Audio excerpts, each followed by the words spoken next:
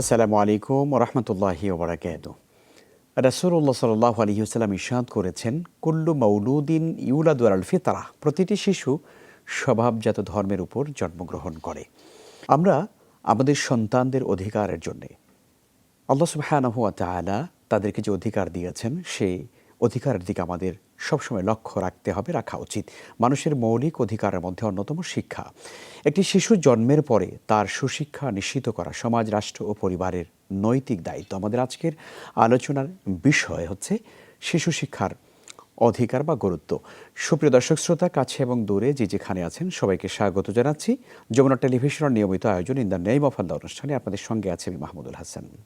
অনুষ্ঠানটি টিভি সেটের পাশাপাশি যমুনা টেলিভিশনের ফেসবুক পেজে সম্প্রচারিত হচ্ছে। দর্শক, আপনারা যোগ দিতে পারেন আমাদের সাথে। অনুষ্ঠানে সরাসরি ফোন করুন ০২৯৮২৪০৫২ নম্বরে। অতিথি হিসাবে আজ আমাদের সঙ্গে যুক্ত আছেন চট্টগ্রাম বিশ্ববিদ্যালয়ের আরবি বিভাগের সম্মানিত অধ্যাপক ডক্টর গিয়াসউদ্দিন তালুকদার। ডক্টর গিয়াসউদ্দিন তালুকদার, আপনাকে স্বাগত আমাদের স্টুডিওতে। আশা করছি আপনি ভালো আছেন। আমরা আজকে অত্যন্ত গুরুত্বপূর্ণ একটি বিষয় নিয়ে আমরা আলোচনা করব, সেটি হচ্ছে ইসলামের শিশু শিক্ষার গুরুত্ব এবং শিশু যে অধিকার নিয়ে জন্মগ্রহণ করে তার মধ্যে এটি অন্যতম। কিন্তু আমরা অনেক সময় শিশুদের অধিকারের ব্যাপারে আমরা অনেক সময় ওয়াকিবহাল থাকি না, গুরুত্ব দেই না। ইসলামের শিশু শিক্ষার ব্যাপারে কি বলা হয়েছে যদি আমাদেরকে জানাতেন। ধন্যবাদ আপনাকে। বরাবরই প্রতি সপ্তাহের মতো খুবই গুরুত্বপূর্ণ একটা বিষয় আজকে আপনারা নির্ধারণ করেছেন, যেহেতু শিশুরাই আগামী প্রজন্ম, আমাদের ভবিষ্যৎ। এবং আল্লাহ সুবহানাহু ওয়া তাআলা কোরআন কারীমে ইরশাদ করছেন, আল মাল ওয়াল বানুন জিনাতুল হায়াতিদ দুনিয়া, ধন সম্পদ, ঐশ্বর্য এবং তোমাদের সন্তান সন্ততি, এগুলো হচ্ছে এই পার্থিব জগতের সৌন্দর্য। তবে এটি আল্লাহ সুবহানাহু ওয়া তাআলা আমাদেরকে পরীক্ষাও করছেন, তাদেরকে আমরা সঠিকভাবে বেড়ে তোলার ক্ষেত্রে সহযোগিতা করছি কিনা এবং তাদেরকে দক্ষ, সৎ, যোগ্য নাগরিক হিসেবে গড়ে তুলছি কিনা, তাদের মাঝে আধ্যাত্মিক চেতনা, শিক্ষা, প্রযুক্তিতে তাদেরকে আমরা সমৃদ্ধ করছি কিনা, সেটি নিয়ে কিন্তু আমাদের পরীক্ষা করা হচ্ছে। আল্লাহ তাআলা বলছেন, ইন্নামা আমওয়ালুকুম ওয়া আওলাদুকুম ফিতনা, তোমাকে যে আমি ধন সম্পদ দিয়েছি এবং তোমাকে যে সন্তান সন্ততি দিয়েছি, এটি নিয়ে কিন্তু আমি তোমাকে পরীক্ষা করছি। এগুলোকে তুমি যথাযথভাবে তুমি সেটাকে কোন দৃষ্টিভঙ্গিতে তাদেরকে গ্রহণ করছো। এমনকি এই শিশুদের তাদের প্রতি যথাযথ দায়িত্ব, কর্তব্য ক্ষেত্রে যাতে আমাদের অবহেলা না হয়, আল্লাহ তাআলা সেই ক্ষেত্রেও আমাদেরকে সতর্ক করছেন, লা তুলহিকুম আমওয়ালুকুম ওয়ালা আওলাদুকুম। আল্লাহ তাআলা বলছেন, এই সন্তান সন্ততি, এই সম্পদ যে তোমাকে দিয়েছি, এগুলো যাতে যথাযথভাবে তুমি দায়িত্ব পালন করো এবং এগুলো যাতে তোমাকে ফিতনায় ফেলে আমার থেকে যাতে তোমাকে দূরে সরে না দেয়। তার মানে হলো যে শিশু সন্ততি এগুলো আল্লাহর জন্য বড় নেয়ামত।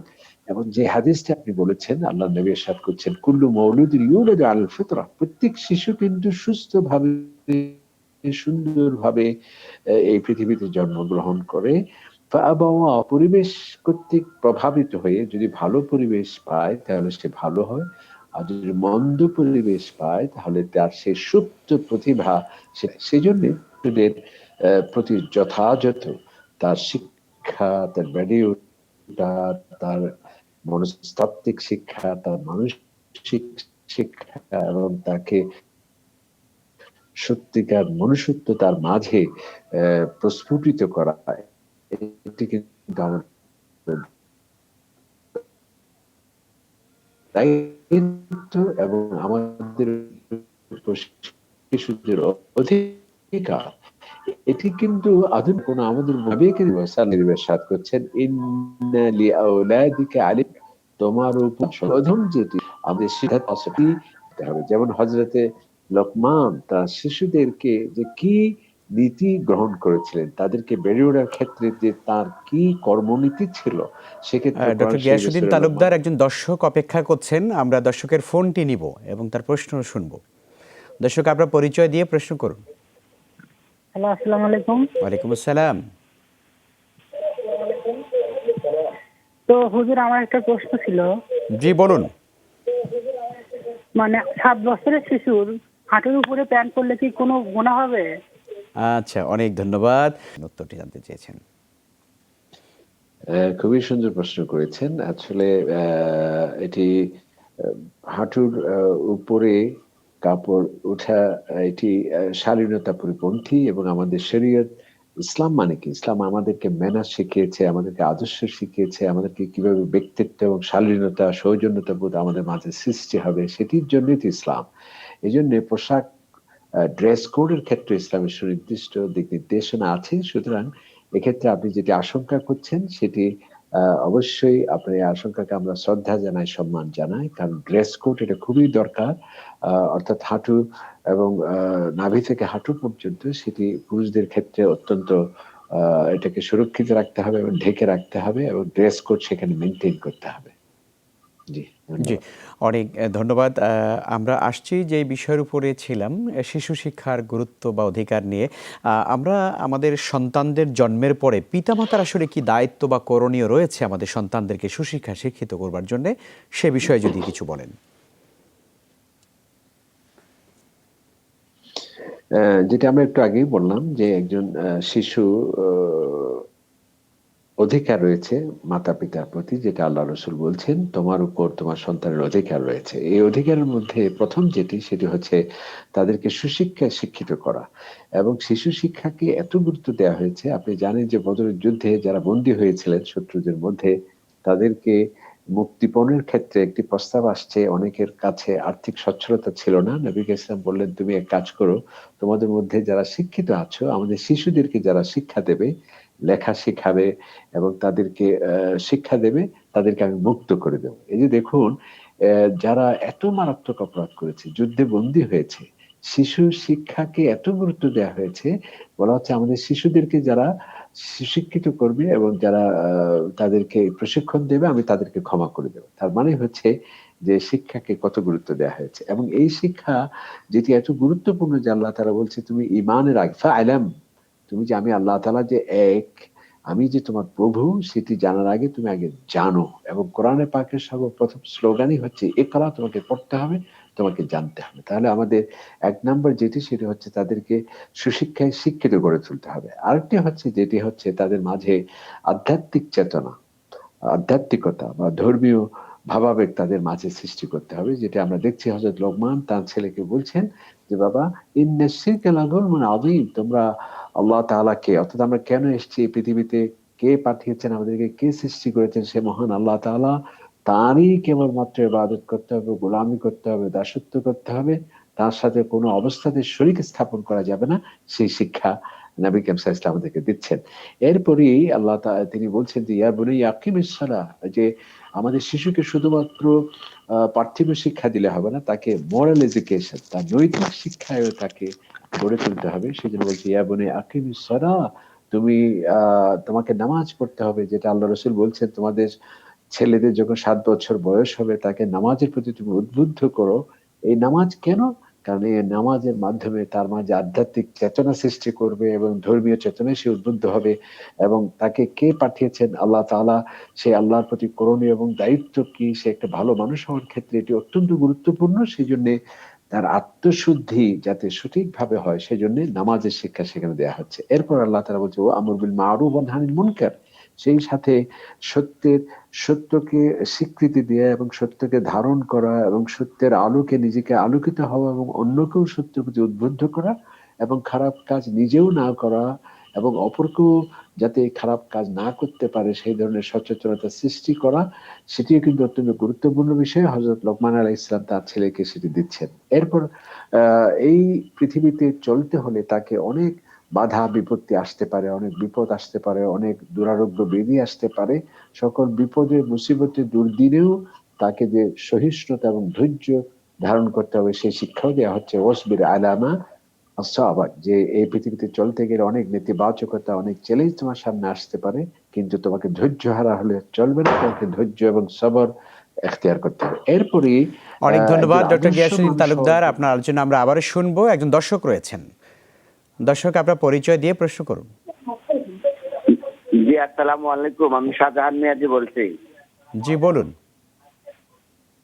আমাদের একটা ছেলে, সে লেখাপড়া একটু অমনোযোগী, তার জন্য একটা পরামর্শ দিবেন। অনেক ধন্যবাদ আপনাকে, চমৎকার প্রশ্ন করলেন। অবশ্য এটি শুধু আমাদের দর্শকেরই প্রশ্ন না, আমাদের অনেক বাবা মারই এটি অভিযোগ এবং প্রশ্ন যে সন্তান যখন অমনোযোগী হয় লেখাপড়ায় তখন আসলে আমরা কি করতে পারি, সে বিষয়ে যদি সমাধান জানাতেন। এটিতে আসলে আপনি সুন্দর বলেছেন। এটা সবার একটি কমন প্রশ্ন। ছেলে অমনোযোগী হলে আমাদের কি করণীয়? প্রথম হচ্ছে তাকে জোর সৃষ্টি করা যাবে না, চাপ সৃষ্টি করা যাবে না। এটি কিন্তু অমনোযোগী হওয়ার পেছনে আমরাও অনেকটা দায়ী। কারণ আমরা চাই যে আজকের মধ্যেই সমস্ত কিছু তাকে শিখে ফেলতে হবে এবং তার প্রফুল্ল এবং আনন্দিত যাতে সে হয় এবং তার রিক্রিয়েশন এর কোনো ব্যবস্থার দিকে আমরা আ তেমন একটা গুরুত্ব দেয় না এবং মনস্তাত্ত্বিক বেড়ে ওঠার ক্ষেত্রে এবং অন্যান্য শারীরিক শিক্ষার ক্ষেত্রে আ আমরা সকল দৃষ্টি সেখান থেকে ফিরিয়ে শুধুমাত্র আ পড়তেই হবে তোমাকে। এই ধরনের যদি চাপ সৃষ্টি করি স্বাভাবিক সে অমনোযোগী হয়ে পড়বে। সেজন্য আমার মনে হয় চাপ সৃষ্টি না করে তাকে যাতে লেখাপড়ার প্রতি যাতে সে নিজের থেকেই উদ্যোগ গ্রহণ করে সেই ব্যবস্থা আমাদের গ্রহণ করতে হবে।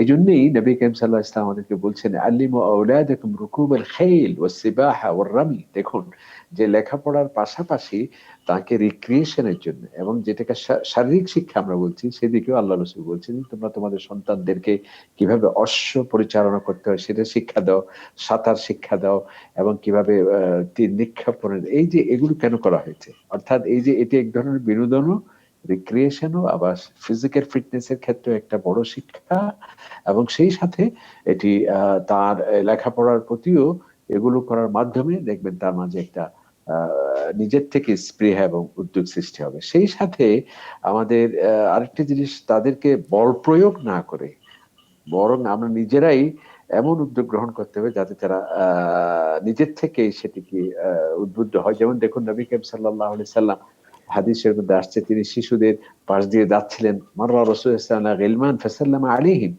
তাদেরকে সালাম দিলেন। আমরা তো শিশুদের ধন্যবাদ দিকে ডক্টর চেয়ে গিয়াসউদ্দিন থাকি তালুকদার। ভবিষ্যতে একজন দর্শক রয়েছেন, আমরা প্রশ্নটি নিব, দর্শকের প্রশ্ন নিব আমরা। দর্শক আপনার প্রশ্ন বলুন। আলিফ বলছিলাম রাজবাড়ী থেকে।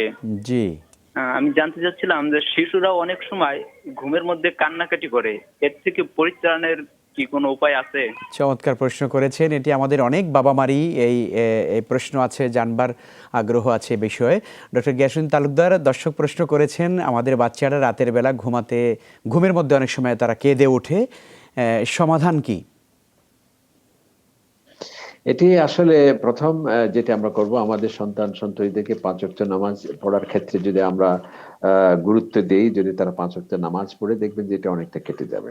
আরেকটি হচ্ছে নামাজের পরপরই আমাদেরকে নবী করিম ইসলাম শিখিয়ে গেছেন সূরা ইখলাস পড়া একবার, সূরা ফালাক, সূরা নাস এগুলো পড়লে আমরা এ ধরনের নেতিবাচকতা থেকে আমরা পরিত্রাণ পেতে পারি। আরেকটি হচ্ছে আমরা যদি কোরআন তিলাওয়াত করি আ নিয়মিত সেক্ষেত্রেও আমাদের হয়। এছাড়া ঘুম যাওয়ার আগে যে সমস্ত দোয়াগুলো নবী ইসলাম আমাদেরকে শিখিয়েছেন, আল্লাহুম্মা বিইসমিকা আমুতু ওয়া আহইয়া, আমি আপনার নামেই ঘুম যাচ্ছি এবং আপনার নামেই এই ঘুম থেকে ইনশাআল্লাহ আমি উঠবো।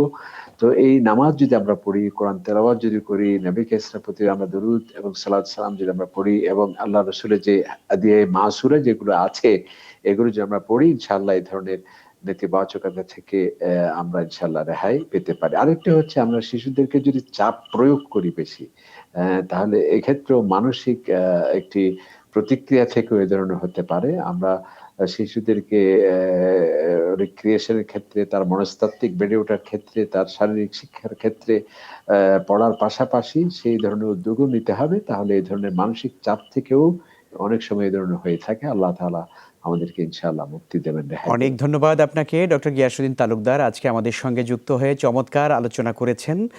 কোরআন এবং সুন্নাহ থেকে চমৎকার কিছু সমাধান দিয়েছেন আমাদের সন্তানদের জন্য। আল্লাহ তাআলা আপনাকে উত্তম জাযা দিন। আপনাকে অনেক ধন্যবাদ। প্রিয় দর্শক শ্রোতা, আমাদের সন্তানদের সুন্দর ভবিষ্যতের জন্য আমাদেরকে প্রত্যেক বাবা-মাকে সচেতন এবং সজাগ দৃষ্টিভঙ্গি রেখে তাদেরকে লালন-পালন করতে হবে। বিশেষ করে যে সন্তানরা ভয় পেয়ে যায় তাদেরকে রুকিয়া শরঈয়া যেটি রয়েছে, শরঈ পন্থায় তাদেরকে ঝাড়ফুঁক করা, কোরআনে কারীমের আয়াত দিয়ে, বিভিন্ন দোয়া দিয়ে তাদেরকে সবসময় ফু দিতে হবে এবং আমল করণের অভ্যস্ত করতে হবে। আল্লাহ তাআলা আমাদের সন্তানদেরকে কবুল করুন, আমাদের এই আয়োজনকে কবুল করুন। যারা এতক্ষণ পর্যন্ত আমাদের সঙ্গে ছিলেন আপনাদের সবাইকে ধন্যবাদ জানিয়ে আজকের প্রোগ্রাম এখানে শেষ করছি। আগামীকাল ঠিক একই সময় নতুন কোনো বিষয় ইনশাআল্লাহ তাআলা কথা হবে, দেখা হবে। সকলকে আল্লাহ তাআলা ভালো রাখুন, নিরাপদে রাখুন। আল্লাহ হাফেজ। আসসালামু আলাইকুম ওয়া রাহমাতুল্লাহি ওয়া বারাকাতুহু।